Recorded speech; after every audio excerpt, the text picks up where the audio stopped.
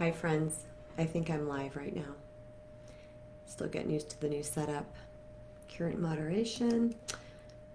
Hours. Okay, so I think we're good to go. I wanted to jump on again today to answer a question for one of our sisters in this group.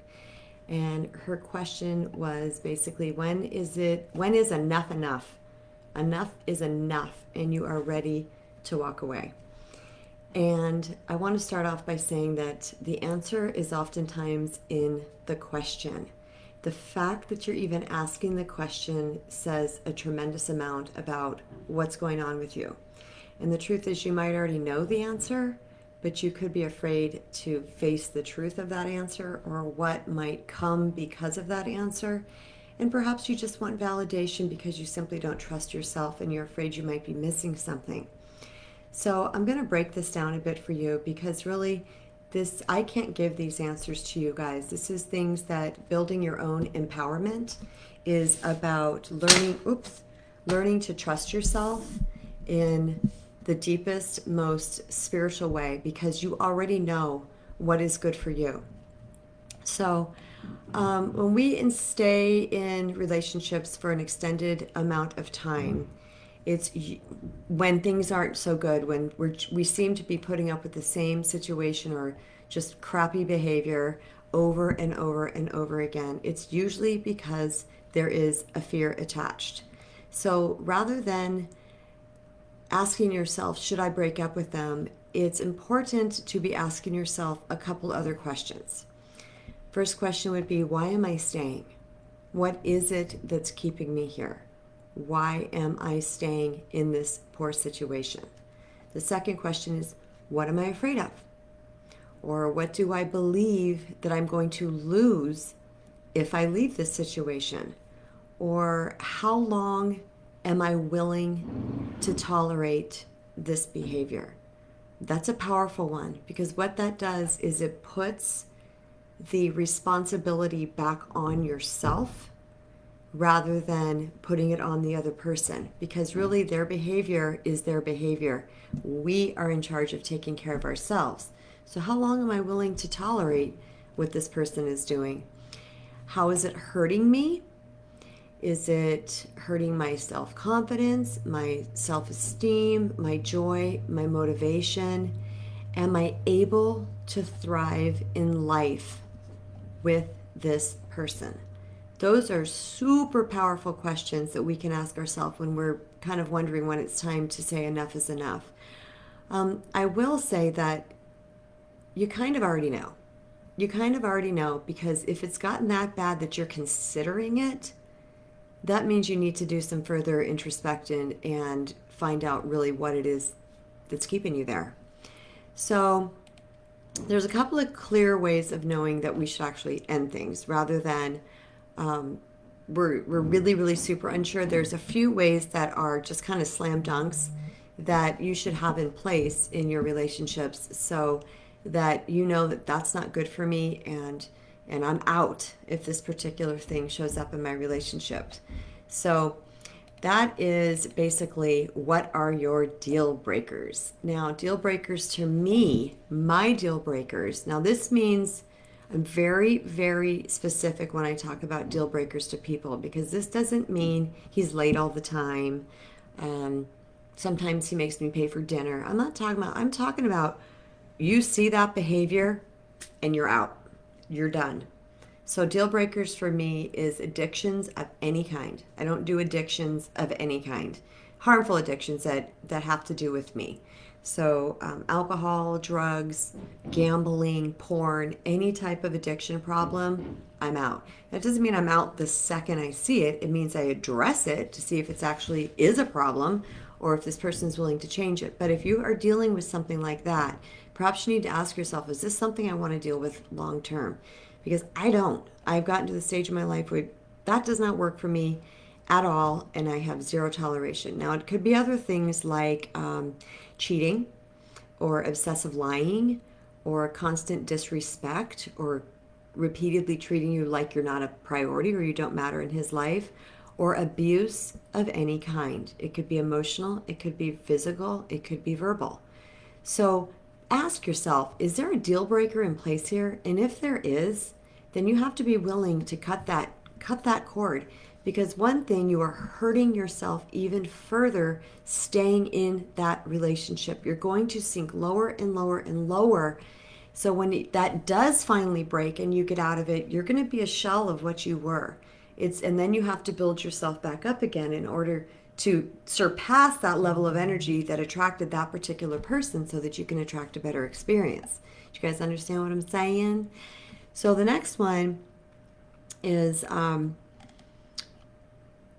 you settling for a meh when you really want marvelous? You know, he kind of does it for you. He doesn't really. Why am I still hanging around in this thing? You know, and you're starting to really think that there might be someone better out there for you. The truth is, there probably is. And that does not take away from the value of our brother. Okay? That doesn't mean the other man that you are with, not your literal brother, our spiritual brother, it does not mean there's anything wrong with him. It just means it's not working for the two of you. And that's okay. Not everybody is going to work for us. So if you're selling for meh, person just isn't exciting or treating you the way you want or whatever, it's just like kind of wasting time. You need to ask yourself, it's like, that's a clear message I should end things. I got to tell you, I never settled for meh. I was like, that was kind of a turnoff for me. So if you're kind of settling for that because you're in this space of not wanting to be alone, it's super important to start rechanging your thinking, to manage your thoughts around this thing, because what's keeping you there is it's shame and unworthiness, that you think you need to be with somebody to validate that you're okay. So if you say things to yourself like, I'm better than this, I deserve better than this, I am worthy of a awesome, amazing relationship. If you say these type of things to yourself, over time, you might feel yourself get the courage to actually leave. And we don't have to leave somebody that's, mediocre to us. We don't have to leave them with contempt or hatred. We can leave them with a hug and a kiss and say, you're beautiful and wonderful, but you're just not quite doing it for me, and I wouldn't want to sell you short by being in a relationship with me as well. So the third thing is, this is super important when you've done everything humanly possible to try to improve the relationship or to help them learn about their bad behaviors if they do have one. So what that means is that there's not any deal breakers present, all right? There's not like those things that I mentioned earlier, like he's got a porn addiction or he's a cheater, any of those things. No deal breakers are present, but you're toxic, or you fight a lot, or you can't agree on anything, or you have polar views of how you want to do things or see the future. And there are things that are just causing a lot of friction in your relationship and you can't seem to communicate effectively. I would say, and especially in the case of a long-term relationship that involves kiddos, I would definitely say to seek help first. When you go and get your help and you sit with a good, conscious, trusted person that can help you in that relationship to be more empowered, to try something different, because oftentimes relationships do this until someone's done. And they never brought in new information. They never brought in new ideas. They never implemented a new plan. They never tried a new strategy. I call that heartbreaking, because there's so many divorced kids out there in the world, and kids of divorced families out in the world that maybe wouldn't have to be, because people have to set their egos aside and they have to be willing to go to therapy and work on themselves, even if the partner doesn't want to go, because you might get some strength in a certain area that's going to help shift the relationship. So when you know that you've done everything humanly possible, then that's another sign that you should leave the relationship. So I'm just going to recap those three things that are, pretty clear ways of knowing that the relationship is over. And one is that they're exhibiting some type of deal breaker, like I cannot do this, I'm not going to do this, I will not put myself in that situation, and you're out. The second thing is that you're settling for meh when you want marvelous. You're settling for good, not great. Doesn't mean there's anything wrong with the other person. It just means that you want more in a relationship, and that's okay. And the third thing is that you've done everything humanly possible that you know to do, and you just can't do it any longer. It's okay to give yourself permission to leave, even if other people aren't agreeing with you, because sometimes people aren't going to agree with us because they see our person, our partner, through a different lens than we see them. They don't have the experiences that we have with that person. So sometimes they want to, go to bat for that person. You have to stand in your own power and know that I can't stay in this. Even if you love him, no matter what you say, I can't stay in this any longer. So in every situation, it's about asking ourselves, can I shift, alter, or transform myself to get better results with this person? Because I will tell you guys, if someone's acting crazy, they're doing something that you don't like, your partner, nagging and complaining doesn't work. Because guess why? I've tried it for years back in the day. It doesn't work.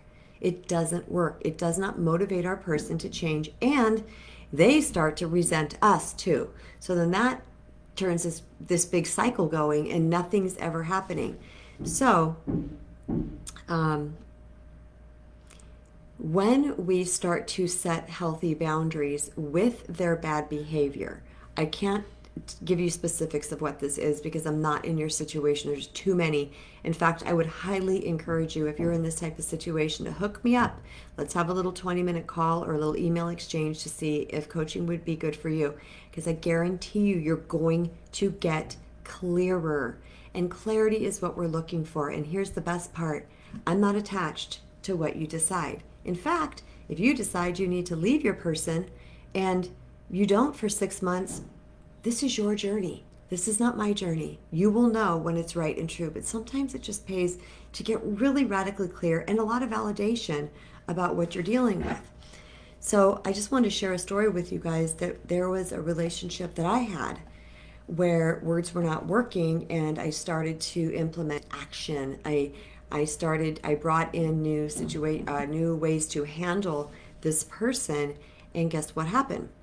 What happened is that he started to change. He was motivated to change. And in another situation, I was literally at my wit's end and going to break up with him. Still loved him, still wanted to be with him. But when I had made a decision in my head that I was willing to walk away, no matter what, I'm willing to walk away, I will not condone this long term. That shift in my spirit, that shift in my body, my soul, that exuded out in confidence, in clarity, in the unwillingness to be blamed or be gaslighted or have things turn around on me. I mean, I just stood more firm than I had ever. And that person was like, holy shit, she's gonna leave. She is not kidding. So when I wrapped myself around all those questions that we talked about in the beginning here, where I said, why am I staying? What is my fear? What am I afraid I'm losing? When I made peace with all of those questions that I talk about way in the beginning of this video, you can go back and watch it. When I made peace with that, because I was unwilling to sacrifice my sacred self any longer, he felt it. He felt it. And it was almost like, some mystical, magical thing happened and everything started swirling and the waves got bigger in the ocean because I could see it and feel. I was like, damn, this is working. So, and it worked in a good way, not in a bad way, because I held firm to what I was not willing to tolerate any longer. And that situation changed. And that's such a win to me. So just keep in mind, when you really do the work around this, your energy is going to shift and you are going to show up more empowered.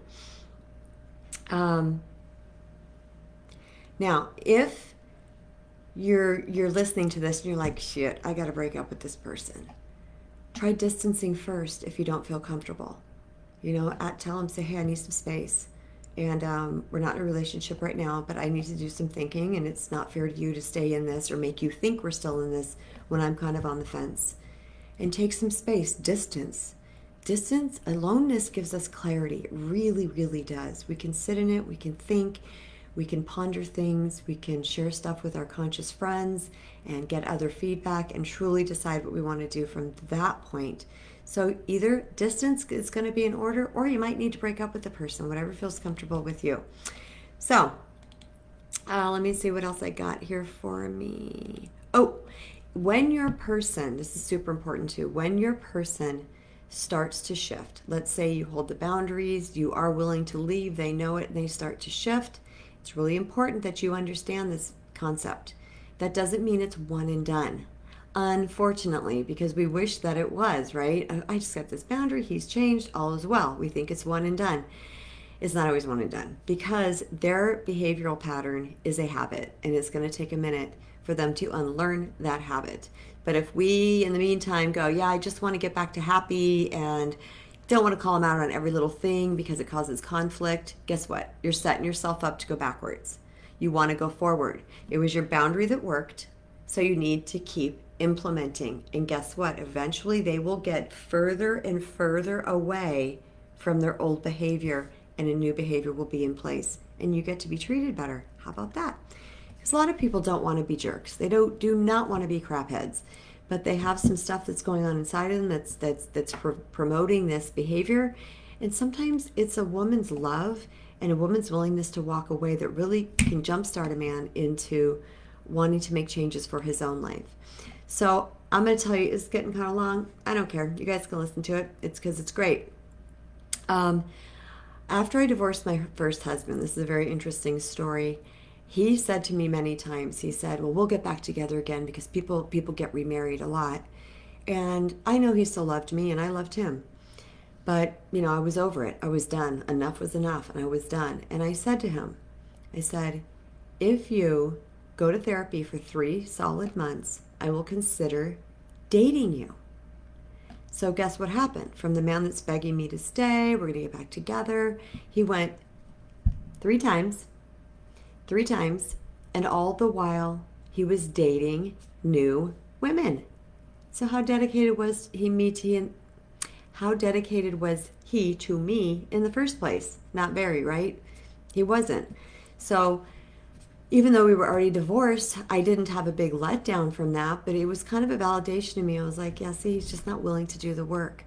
When we truly love ourselves enough that we are unwilling to sacrifice our sacred self and tolerate anybody's crap-ass behavior, that is when the shift happens for us. And that is why I made the Self-Love to Soulmate course, because I teach people how to build and cultivate their worthiness so that they show up organically different in relationships, because unworthiness attracts this level and worthiness attracts this level.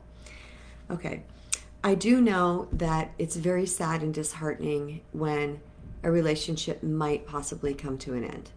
I know that, to me, it was so sad. It was like, it's a death to me, and it might feel like a death to you. And it takes some time, and it takes some grieving, and sometimes when we grieve, we might start to bargain. Well, maybe he wasn't that bad, or we bargain with ourselves, or we bargain with God, or we're really depressed, or we think we did something wrong. Whatever the stages of grieving are that we go through, and they can become a cycle. And we can feel like, I know that I still, in a way, grieve my first marriage, because he was the father of my children, my big kids. So there's a part of me that still grieves that occasionally, but I'm much happier and fulfilled, and we both moved on to more serving partners for ourselves. So allow for that grieving. Grieving doesn't mean, being sad that something ended doesn't mean you're supposed to be with that person. I had to reconcile that in my own head as well, because anytime a relationship is ending, there's a dream that's ending. We had this vision of how it was going to be in the future with this person. It was going to be so amazing, and we're going to do all these things, and then it doesn't happen, and it feels so defeating. But it's better to cut your losses and get out now than to hang into something that you're just going nowhere with, and you are. So it does take a bit of courage to break up with someone. I completely understand. So The other thing, one last thing I'm going to leave you guys with is that when you break up with someone and you know it's right, and even when I did this with my first husband, even though I curled up in a ball in the middle of our bed and just cried and screamed bloody murder because I was so incredibly sad, there's a sense of relief. And that sense of relief should speak volumes to you. If you break up too soon, the minute that there's more to be done here, the minute that person leaves your life, you're going to have this sense of, I messed up. And you're going to have to be careful with that, because if you're feeling sad and lonely, that might mimic that. So you have to really look into yourselves for that. But there's going to be a sense of relief. And that sense of relief is what you need to realize that was hard for you. That was toxic for you. That was uncomfortable for you. Whatever it feels like for you, the reason that you are considering leaving, you need to really listen to that point of relief. And sometimes, you guys, I've seen this. Taking a break and breaking up with somebody and just letting it sit for a minute and just going about your life and healing yourself and taking care of you. Sometimes they needed that too. And you can maybe reconnect later if you want to, if that's the type of person that you might want to reconnect with. So focus on their relief, because that is your spirit talking to you. Trust her. Trust her. Your spirit is your connection to God, okay? It's the God inside of you. She loves you, and she has your back better than anyone. So when you feel the truth of your situation, believe it. Doesn't mean you have to go make drastic measures. It means let it sit in and let it get comfortable with you so that you can do what is right, true, and serving for your highest good. You know, I love you guys. I hope you got so much from this today. And please comment. Please comment. If you're watching this on YouTube, make sure that you subscribe. And I'll talk to you guys next time. Much love.